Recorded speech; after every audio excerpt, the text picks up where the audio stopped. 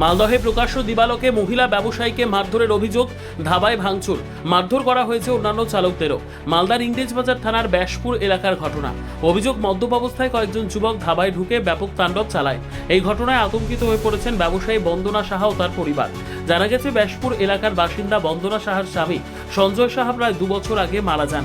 এরপর 3 ছোট ছেলেকে নিয়ে মালদা কালিয়াচক রাজ্য সড়কের ধারে স্বামীর প্রতিষ্ঠিত ধাবার ব্যবসা সামলাচ্ছেন তিনি। অভিযোগ, এদিন হঠাৎই কয়েকজন যুবক মদ্যপ অবস্থায় ধাবায় এসে ভাঙচুর শুরু করে। বাধা দিতে গেলে বন্দনা সাহাকে মারধর করা হয়।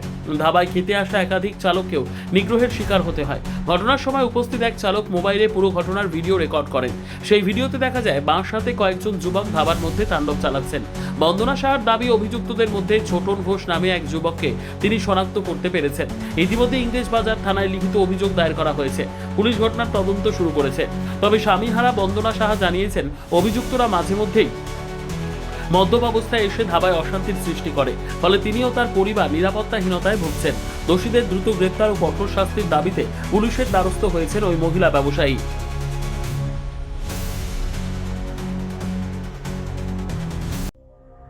সংবাদটি নিবেদন করছেন স্বস্তিলোক উৎসব ভবন, গঙ্গারামপুর, দক্ষিণ দিনাজপুর। সর্বোত্তম সুযোগ সুবিধে রয়েছে আতিথেয়তায়। সুপরিচিত স্বস্তিলোক উৎসব ভবন অতিথিদের যে কোনো অনুষ্ঠানের জন্য উপযুক্ত ওয়ান স্টপ ডেস্টিনেশন। আমরা আপনার বিশেষ অনুষ্ঠানটিকে অবিস্মরণীয় করে তুলি।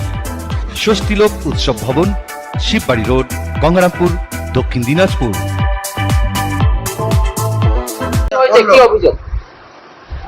ওরা আসলো, এসে সব কাস্টমার খাচ্ছিল, খেতে হইতে সব মারধর করছিল। কতজনকে মেরেছে?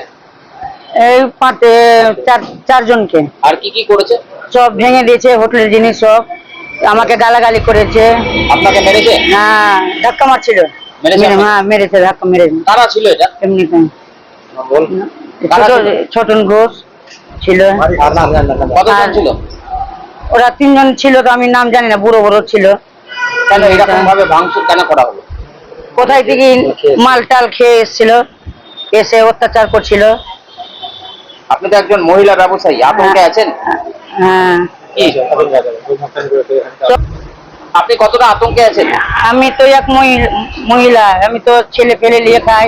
আমার স্বামীটা মারা গেছে, ছেলে ছোট ছোট বাচ্চাকে নিয়ে করে খাই। আতঙ্কে আছে? আতঙ্কে, হ্যাঁ। পুলিশ এসেছিল? পুলিশ এসেছিল। কি চাইছেন আপনি?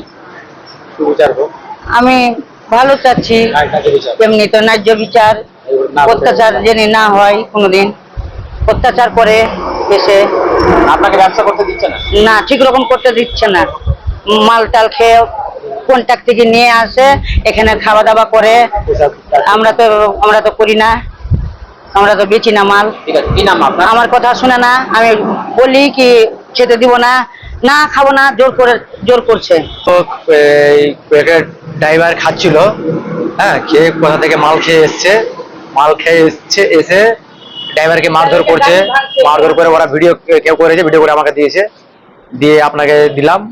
কি করেছে আপনাদের? অনেক কিছু ক্ষতি করেছে, আমটাম চালিয়ে ফেলেছে, আমার মাকে ধাক্কা মেরেছে, সব চেয়ার টিয়ার সব ফেলেছে, সব কাঁচটা সব ভেঙেছে, খাওয়ার নষ্ট করছে, মানে 5,000 টাকা খাওয়া নষ্ট হয়েছে। কেন এরকম কেন করছে জানি না, আমাদের কোনো অসুবিধা, কোনো মতলব নেই, কিন্তু ওরা কাউন্টার থেকে নিয়ে আসে মাল, এখানে খাবার নেই, আর মানা করি খেতে, এখানে খাওয়া হবে না, তারপর না যদি বলে কি আমার অসুবিধা নেই, আমরা দেখে নেবো, এই বলে ওরা খায়। আমাদের কেউ নেই, আমরা কি বলবো, আমাদের কেউ নেই। বাবা মারা গেছে? মা মারা গেছে, 2 বছর হলো মারা গেছে। আমার এখন তো মা দোকানে বসে, মাই মালিক, আমরা 3 ভাই একটু খাটাখাটি করি। কতটা আতঙ্কে তোমার মা? আতঙ্কে বলতে ওই একটু ভয় করে, সাহস পাচ্ছে না যে ছেলেদের মারা, কোনো লাইন যাত্রা যাই, বাড়ি যাই, তো আমার মা একটু ভয় করে, কিছু বলিস না। পুলিশ এসেছিল? বলেছে তো ভ্যাকসিন নিবে, ওই বলছে। ব্যুরো রিপোর্ট, উত্তর বাংলা সংবাদ।